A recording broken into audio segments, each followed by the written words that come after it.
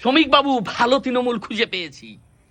আজকে এমপি 20 জন এমপি দিল্লিতে আমাদের শুভেন্দু বাবুর সঙ্গে মিটিং করেছে, এরাই আপনার কাছে ভালো তৃণমূল, তাই না?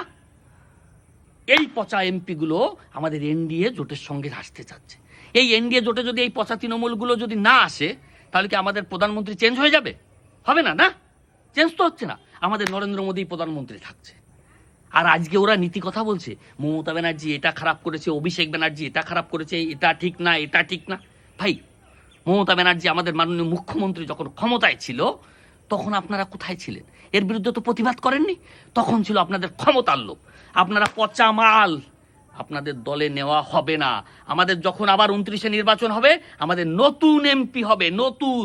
প্রতিটা আমরা 42টা দেব।